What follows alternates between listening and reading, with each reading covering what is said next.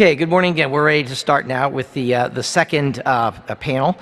This is going to be DPC Your Way, Take Back Control, Doctors Rebekah Bernard and Sharon McCoy George. So I'm not sure which of you is teed up for slides first. Okay. I think so. All right, very good. Here we go.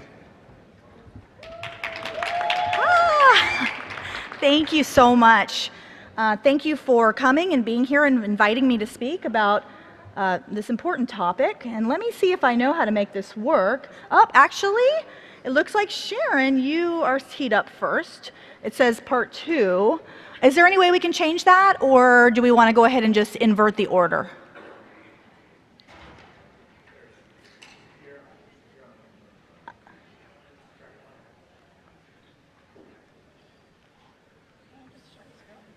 I'm pushing buttons, nothing's happening. Point to this? Yeah. Is that doing it? Nothing's happening. Sorry, guys.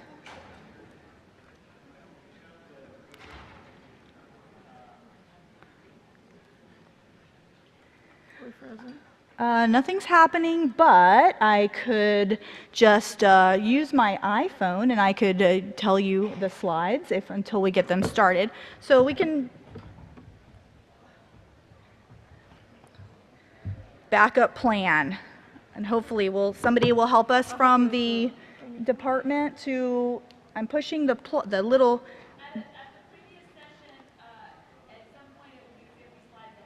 Oh, I'm sure it will be.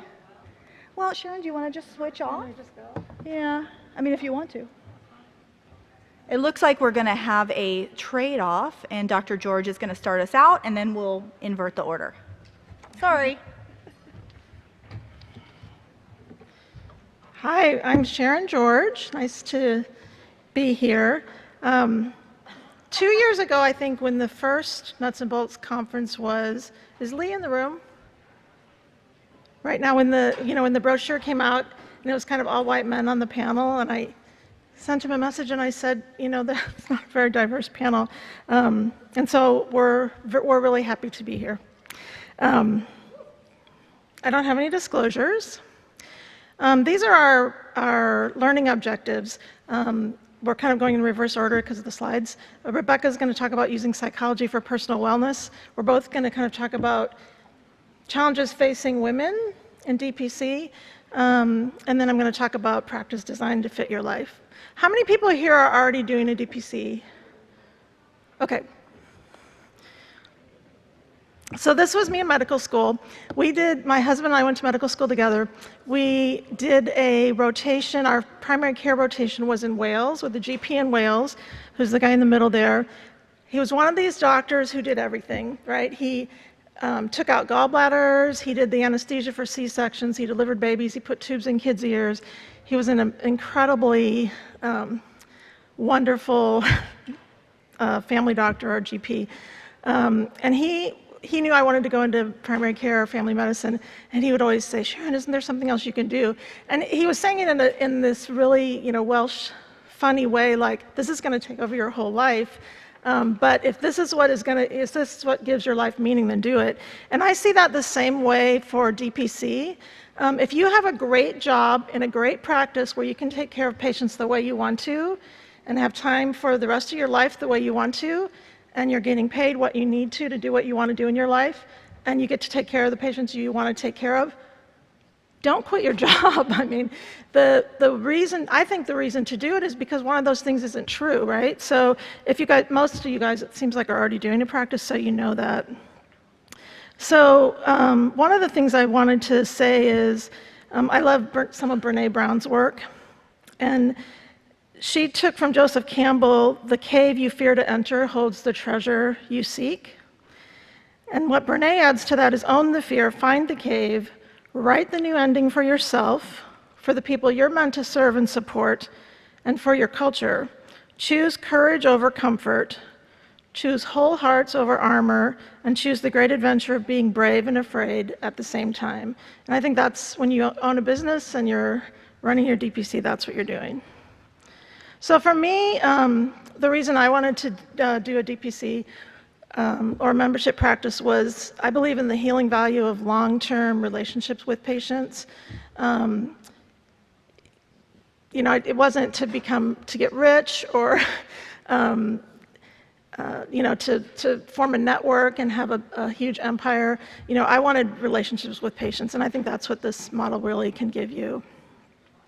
I also believe that primary care lowers the cost of the system, but when primary care, as most of it is in this country now, is owned by big health systems, there's no incentive to really promote good primary care, because good primary care will order less MRIs, order less specialty consults, all that, and the big systems need that to survive. And so there's kind of these mixed motives, I think.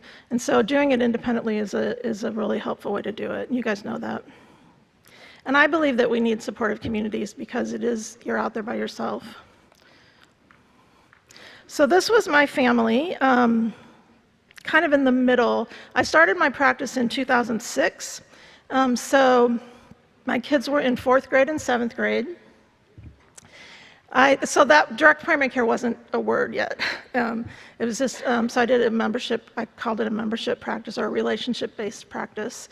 And so we were making it up. There weren't other people that had done it so much. There were a few concierge practices, and a few people were starting to do things.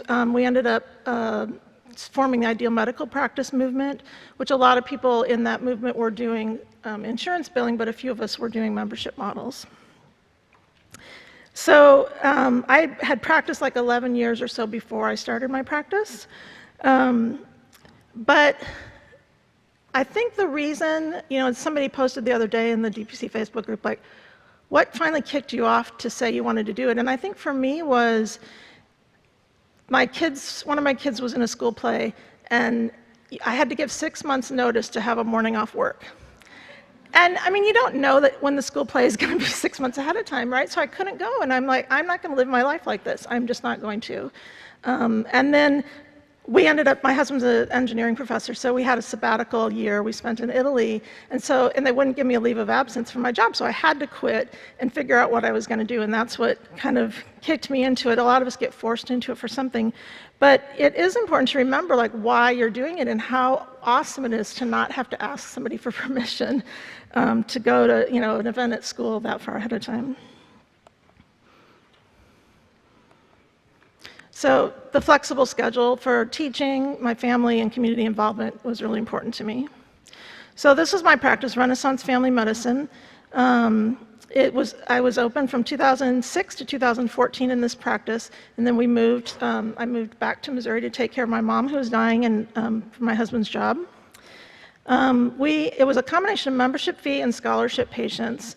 Really low volume. I did a home office, so my practice was in my house. And I did house calls, often on a bicycle, which was really fun.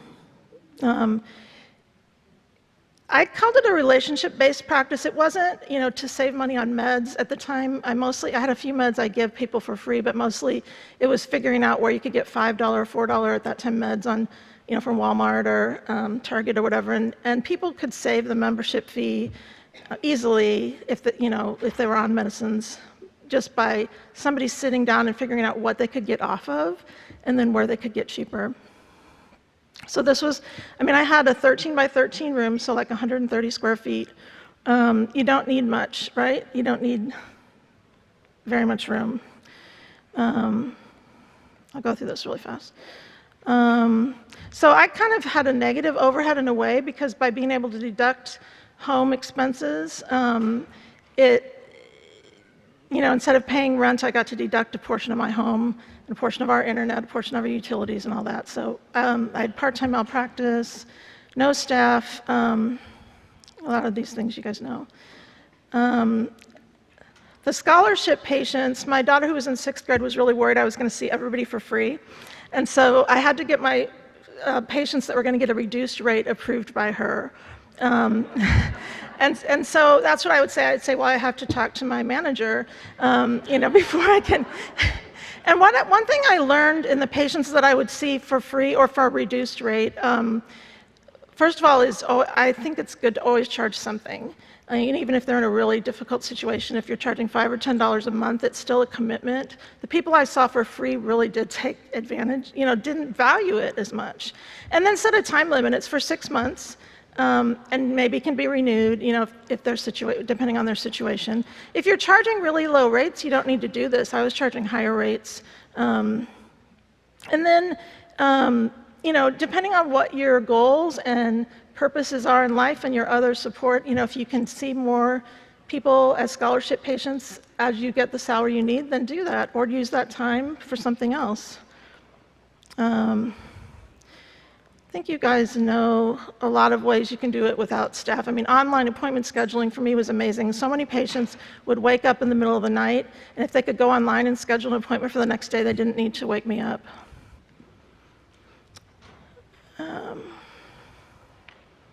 So those are kind of my highest goals, was the autonomy. I had a therapy dog in my office, gardening, and then I had a very educated population in that practice because we were in a university city, so we had a lot of faculty, graduate students, things like that, and then also a lot of other laborers, things like that. I was in Southern California. And definitely I had a dual screen where we could sit and look it up to date together, look at information together. And I really like having that time to do that with patients and not being rushed. My practice before, for one, we still had paper charts before I started the practice. It was half paper, half electronic, kind of the worst of both worlds.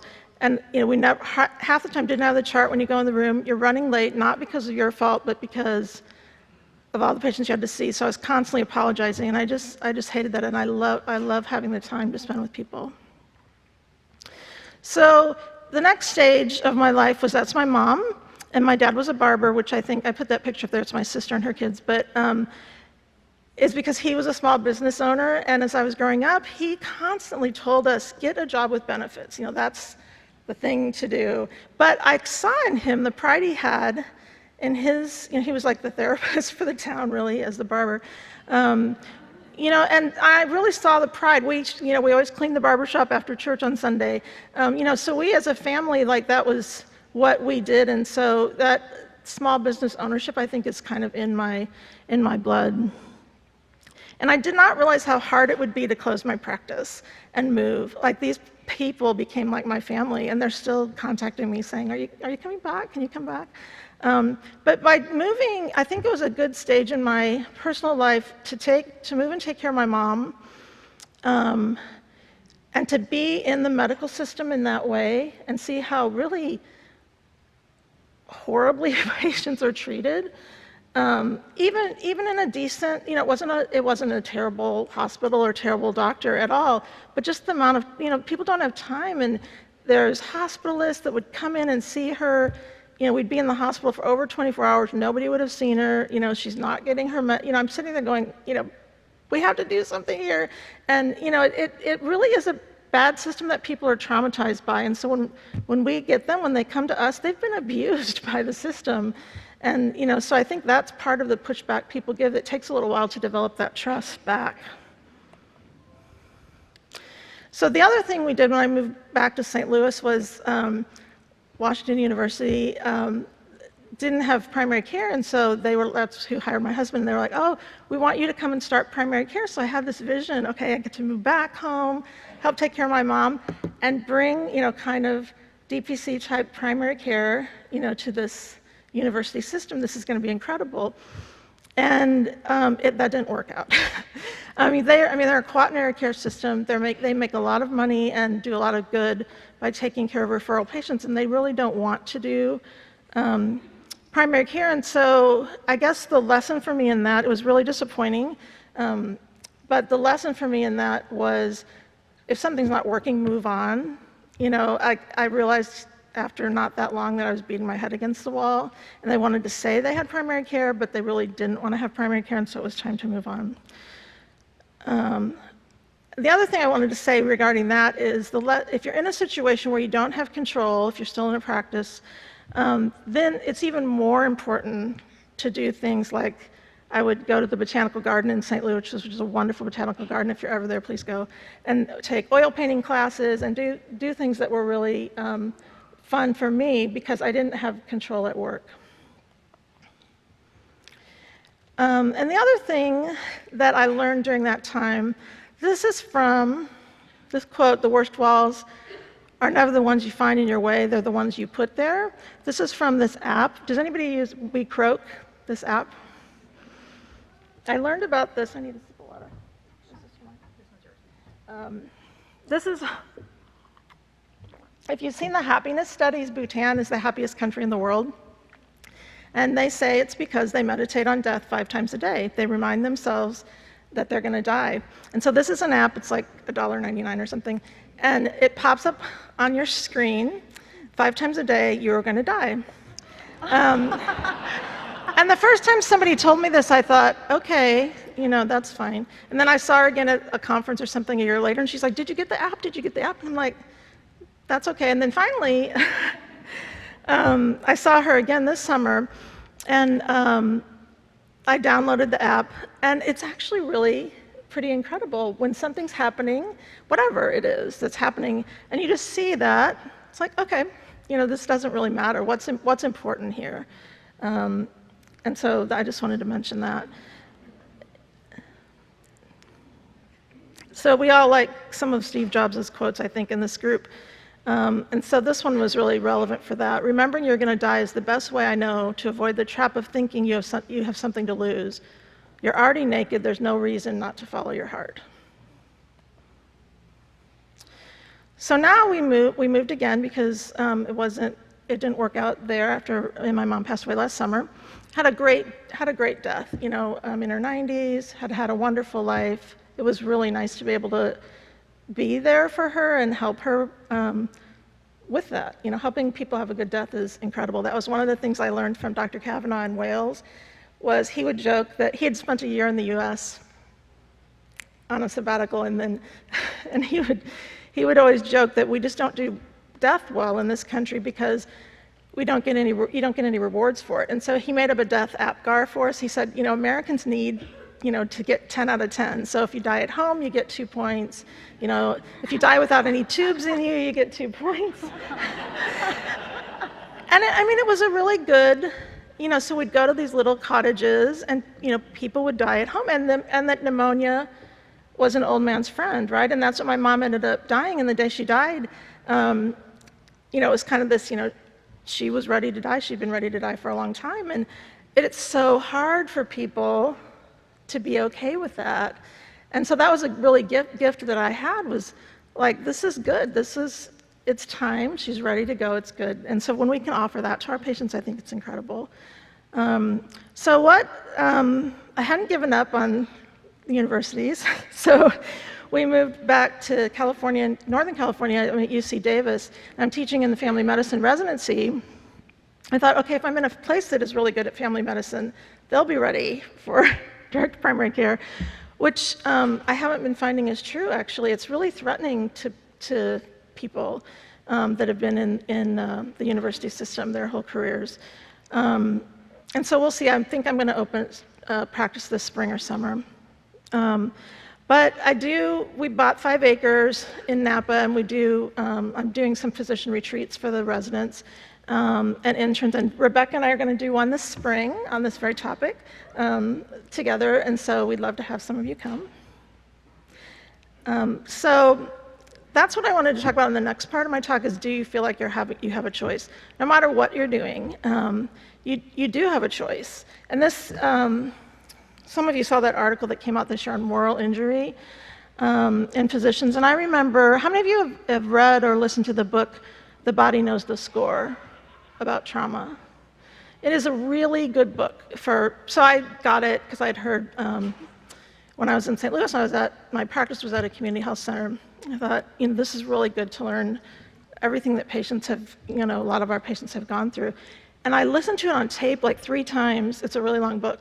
When I would go walking, and all I could think was, this is what physicians have gone through, right? That's just, all the things of not having control, all that kind of stuff. So the new term, using the term moral injury, which is started at Syracuse University for veterans, and what happens to veterans, and kind of the difference between moral injury and PTSD, which I have on this slide. Which I think using moral injury for what a lot of us went through in our training or in our practices is really makes a lot of explains a lot of things, I think. So I can just let you look at those. It's a burden carried by people that have experienced some kind of trauma, and outsiders don't understand. So when you say, like, it's so hard being a physician these days, to people that aren't in medicine, I mean, most people think we are just like whining rich people, right? They don't understand that in primary care we're not rich, mostly, and how hard it can be. So this is kind of a little bit of maybe women or just people that listen, which I think people in DPC do. The first practice I joined when we moved to Southern California was this 40-person primary care group, and HMOs just hit. This was in 1995. HMOs had really hit Southern California, so we got paid $10 per member per month to do primary care, capitated primary care. And Dr. Brown, this isn't really him, but his office was like behind mine in the suite. And he could crank out, he would see patients like every 5 minutes and just give them antibiotics. And they'd always stop by my office or my podium and say, well, he doesn't have time, to answer my questions, but I knew you would. And so he was getting, credit for seeing all these patients, and I was answering all their questions. And I'm sure a lot of you have experienced that, right? This spring at the AAFP Physician Health Conference, there was a woman that was at one of the roundtables was telling me how horrible she felt because in her practice, which was like a 10-person practice, they posted the productivity charts like in the break room, and she was always at the bottom. And she was like, I don't know what's wrong with me, I'm always the worst doctor. And then, I asked her what her patients were like, and she was taking care of all these patients that had, been abuse victims, were traumatized for whatever reasons. She was taking care of the really tough patients, and she felt like she was the worst doctor in the practice, which, clearly wasn't true. For me, I get this, I'm not allowed to talk to the residents about well-being, which is just hilarious, right? Like, how can we do this in family medicine? Okay. So I'm going to skip through some of this. This is just a little something that came from Howard Thurman. And he talks about how when you are under any kind of authoritarian regime, which feels like we are sometimes in medicine, if you go to the bottom, it kind of leads to spiritual death, but social reward. So you're at the top of the productivity chart, but you're not actually taking care of your patients. So I'll skip through some of this. This is the same thing that Paul talked about yesterday. And I just I'll go over this one and then let Rebekah talk. The concept of design, I really learned about my daughter when she was in graduate school. She studied design and in computer, human experience, user experience in computer science, kind of combining psychology and computer science. And I started reading some of the books she had, and it's a really good way to look at medicine, I think, in that if things aren't working, it's not because somebody's doing something wrong, it's because the system isn't set up to get the results you want.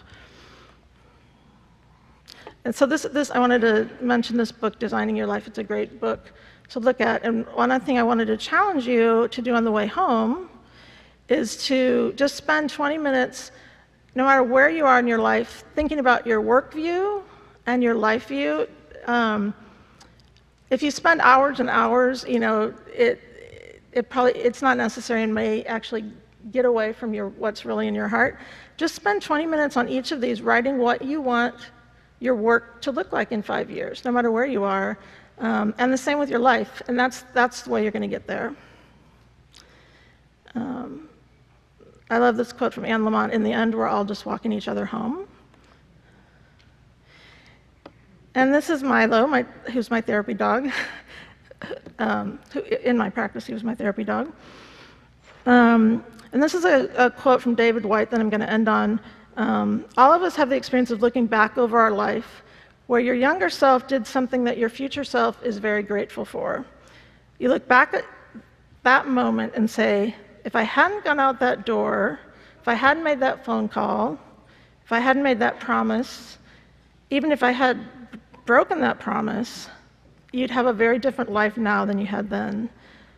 And now you can go back and say, from this weekend, what conversation would you begin? What promise can you make to yourself? What promise can you break that you had made before, so that you can end up where you want to be as the ancestor of your future happiness?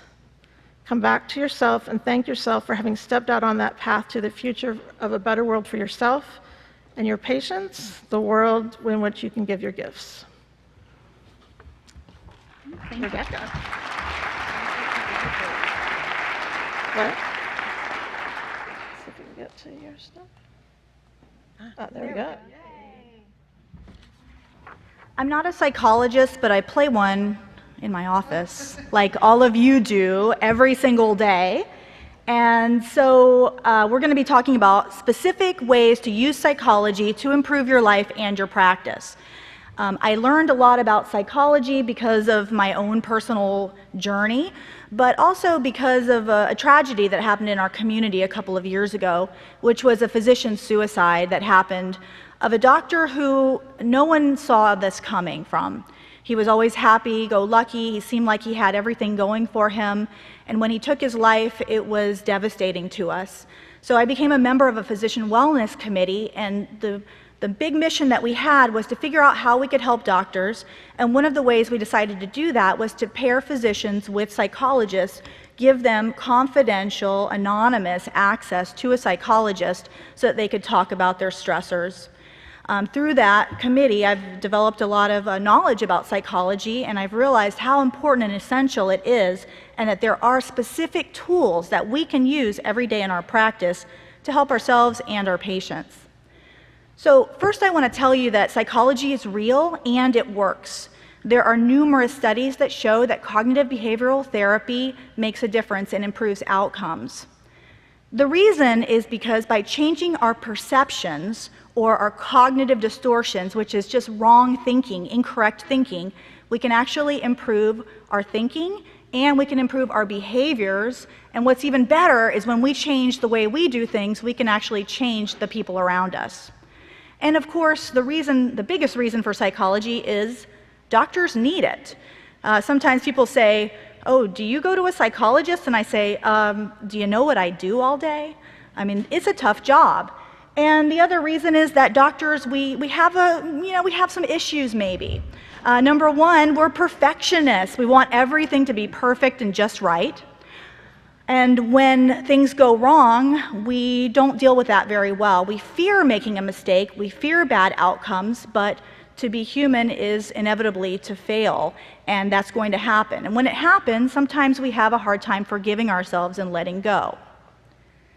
Doctors are at higher rate for mental illness, particularly women physicians, medical students, and residents. Women physicians are at very high rate of divorce, and hey, get this, the more hours you work as a woman, the higher your risk of divorce. For men, it's the opposite. The more hours men work, the lower their divorce risk. I don't know why, I'm just pointing it out. And of course, we have a prescription drug abuse issue, and I think a lot of that has to do with us wanting to self-medicate. We don't always get the help that we need, and so that's why we're having to have this conversation. There's a big stigma to getting help, and again, that's why I stand up and talk about it. I think we all need to talk about it, and we need to make it more of a matter-of-fact statement. Yeah, of course. Why wouldn't I learn the tools that would help me do better? And if you want to spin it this way, because my patients need to get the help and I'm not necessarily equipped to give them that. So the more I learn about psychology, the more I can provide that help to my patients.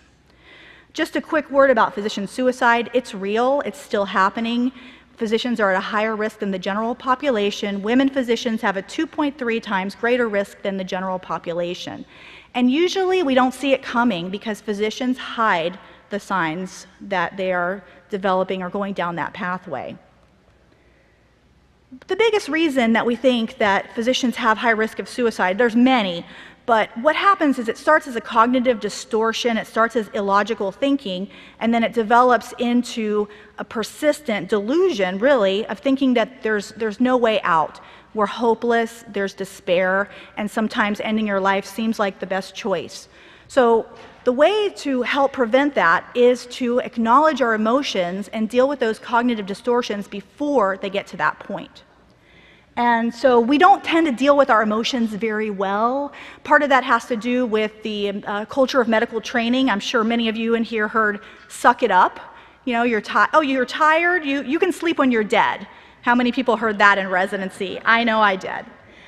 We also learn to compartmentalize. How many of you have had to tell a patient that they're dying, they have cancer, some horrible, horrible thing, walk out of that room and into the next room and put a smile on your face, and then listen to the next patient, you know, blather on about their rash or something, and you have to shut down that little part of your brain that's still thinking about that last person. So we learn how to do that as a coping technique, but if we don't eventually open up those little boxes where we put our emotions, they're festering and they're going to cause us problems down the road. And of course, we put a lot of pressure on ourselves to be perfect, so if I were to acknowledge that I feel sad or afraid, then maybe that means that I'm not perfect, or I'm weak, or I'm a failure. The key to using psychology is all about your thinking, and there's not a lot in this world that we can control. In fact, I would probably say there's nothing we can control except our thinking. So we can learn how to change our thinking. Number one, just the simple ability to acknowledge your emotions is something that can make a huge change in your thinking. Whenever we're stuck in a powerful emotion, it engages our amygdala, which is the primitive part of our brain. So simply acknowledging or labeling an emotion actually makes you activate your frontal cortex, which is your human brain, and it shifts you from amygdala or primitive thought to more advanced thinking, and that actually can move you past a cognitive distortion. The technique of cognitive reframing, I'm sure you all know about that, and that is simply identifying that you're having a thought process that's incorrect or illogical. So first you have to realize it, then you have to challenge the thought by asking yourself, is this thought real? Is there any truth behind it? Do I have any evidence to believe it?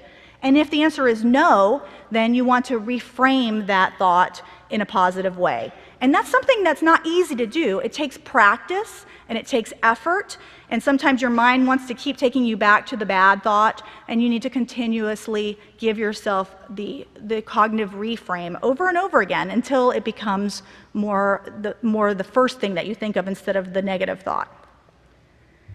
The biggest way that we can use cognitive reframing is in catastrophic thinking. So this says, you are about to catastrophize. Apply logic, yes or no. And I love to give my own example of catastrophizing because I'm a great catastrophizer. If I see a letter from an attorney come in the mail, it might be requesting records, but already I'm sued and I'm losing my job and I'm living on the streets. So some years ago, I was working for the system and I hated my job. It was an RVU factory. I had bought a house during the housing boom in Florida. I was underwater. I didn't have a great marriage, and I was feeling really in a dark place and in a lot of despair. I called my sister, and she lives in Oregon, and she's as type B as I'm type A. She's very free-spirited, and so I called her and I was crying and I said, I hate my job. And she said, quit. I can't quit my job because this house and I'm underwater. And she said, foreclose on your house.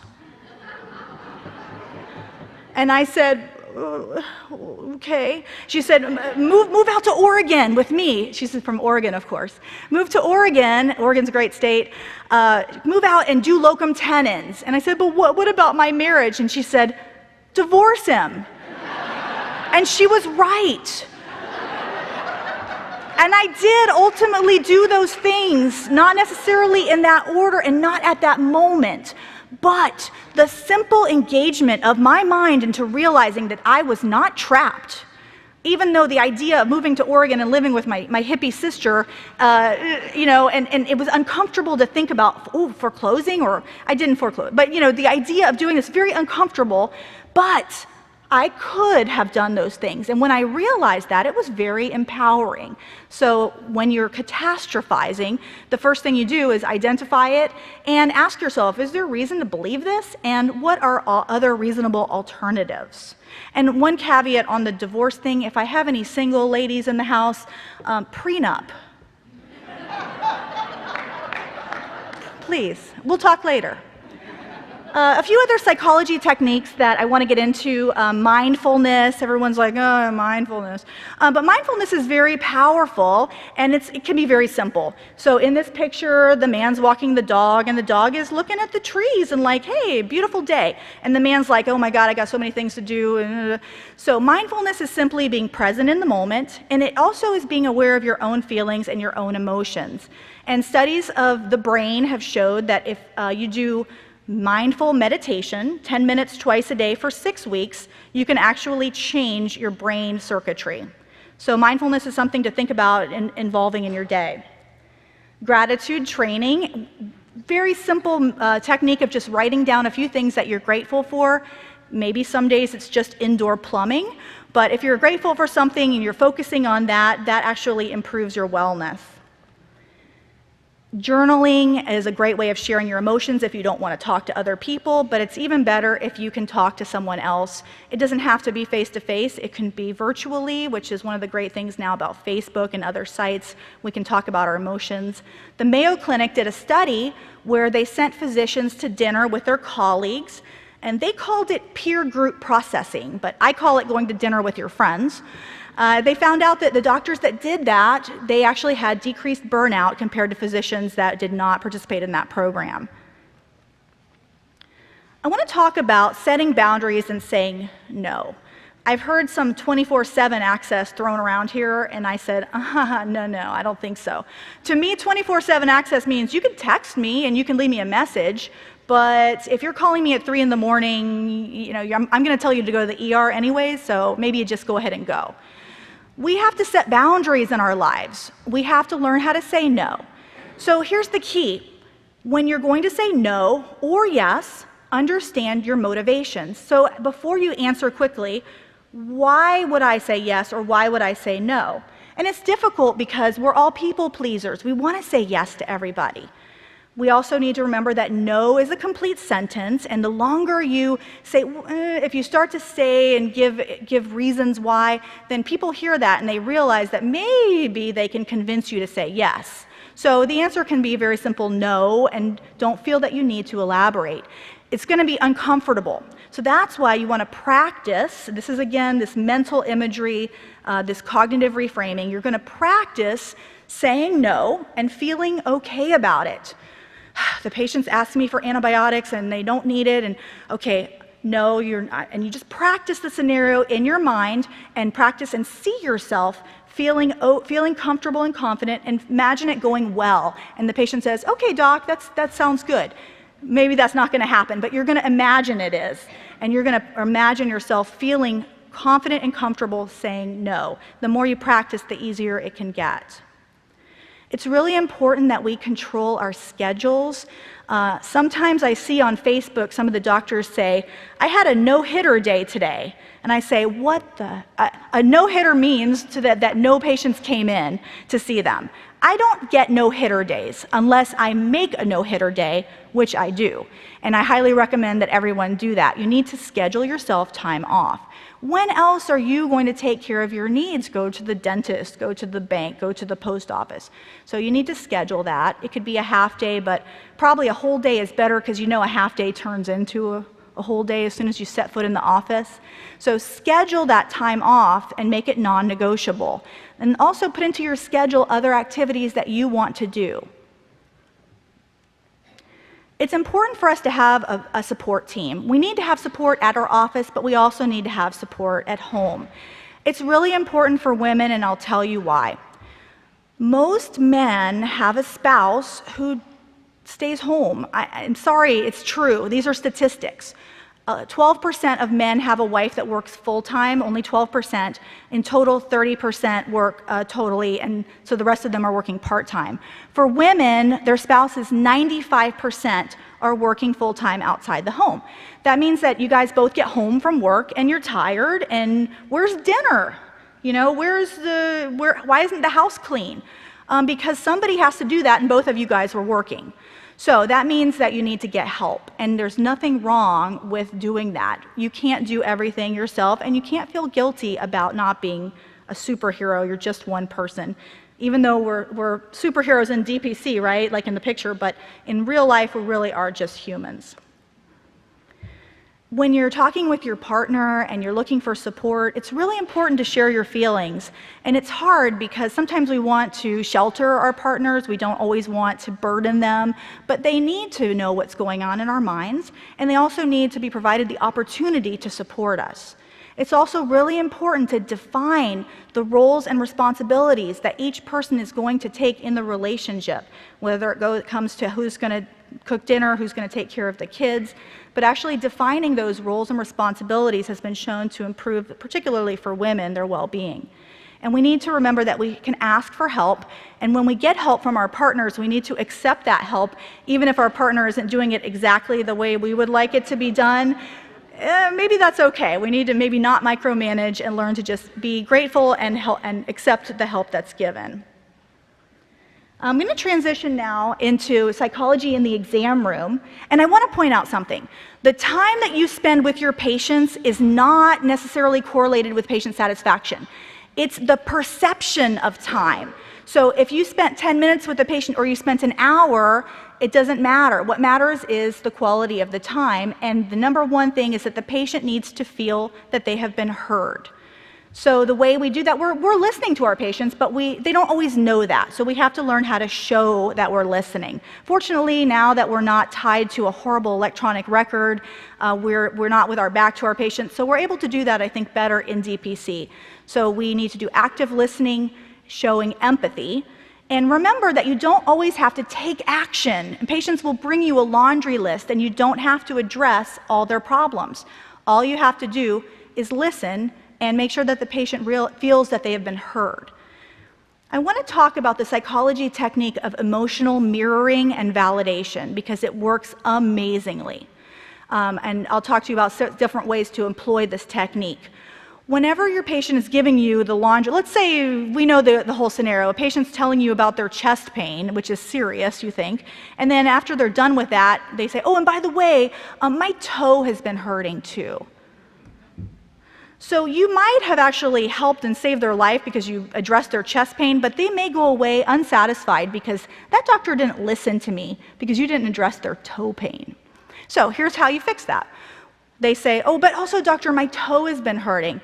You just do something called emotional mirroring, where you say, oh, your toe is hurting. And is that right? And then you clarify, and then you validate. You say, I understand that your toe's hurting, and that must be uncomfortable, and we're going to talk about that more next time. But what you just did was you showed them that you heard their complaint, you acknowledged their complaint, and you validated it. You don't have to do anything about it. You can do it next time, but you do need to at least acknowledge it, and that way the patient feels heard. It's particularly helpful in the difficult patient. This patient's wearing a t-shirt that says, I hate doctors. Sometimes it's not quite that obvious, but you know the signs when you walk into the room and you can tell it's going to be a challenging situation. We need to realize that patients who are highly emotional or situations that are difficult involve something called amygdala hijacking. And remember, I said that when you have a strong emotion, you're using your amygdala, and sometimes people get stuck in that amygdala hijack situation where they honestly cannot engage their frontal cortex. They are stuck. And there's a way to get them past that. At this point, this person is not responsive to commands or suggestions because they're just stuck in this primitive brain. So the way to get them past that is to help them feel understood.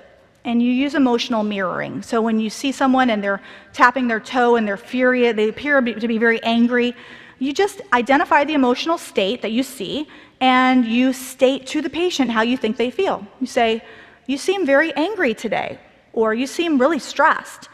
And then you clarify, is that right? And if they say, yeah, I'm angry, I've been waiting for you for an hour, okay?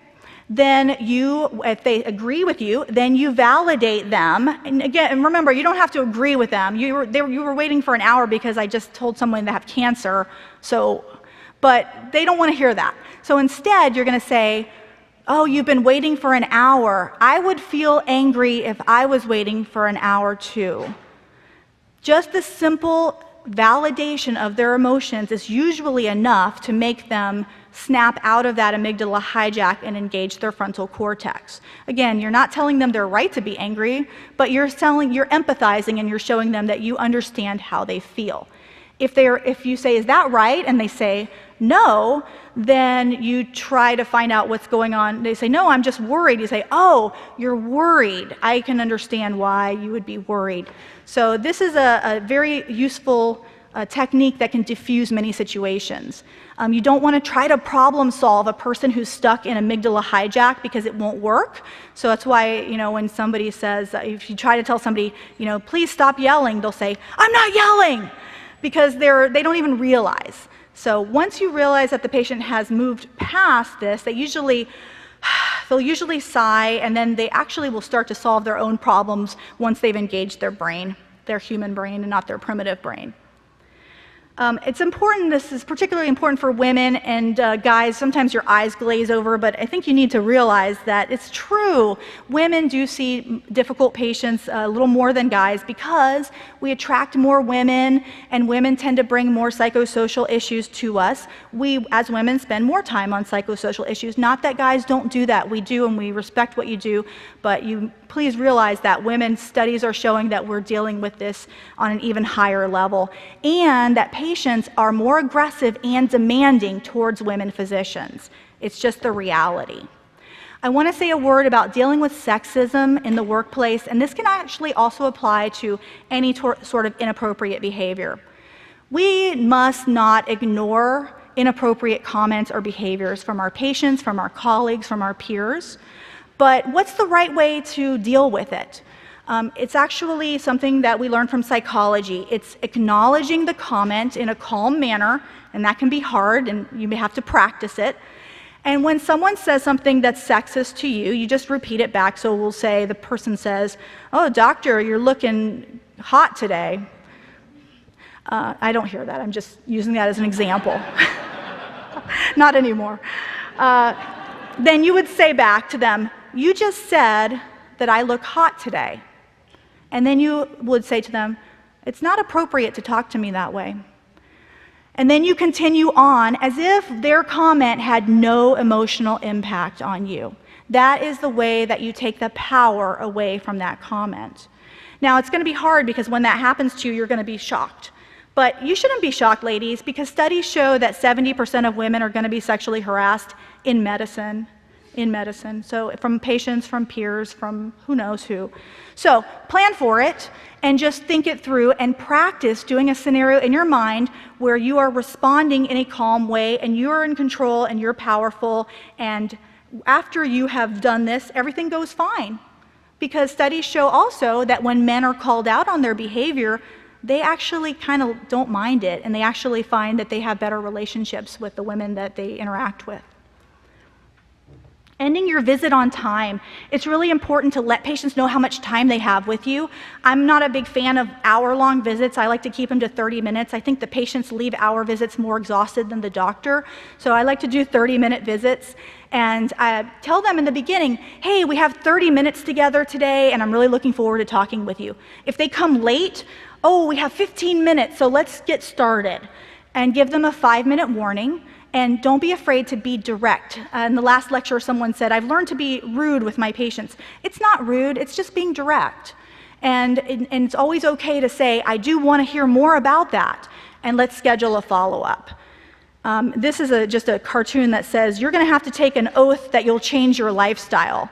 And it's something I wish that we could get patients to do, because so many times we feel that we're stuck with patients not making changes that we would like them to make, and it's stressful to us as physicians. But here's the thing, the doctor cannot be working harder than the patient. The patient is the one with the problem. But one thing that we can do is learn how to use motivational interviewing to help our patients make changes. Lectures don't work. Making people feel guilty doesn't work. What we can do instead is learn how to find out what the patient, what would motivate them to change. And this is a whole lecture in and of itself, and there are different courses online that you can even take to learn how to do motivational interviewing. It works amazingly well once you try to figure out what the patient wants to change. And don't take your work home. Someone said upstairs, it was really cute, she said, it's like if someone brings you their monkeys, you can pet the monkey, but don't take it home with you. I thought that was good.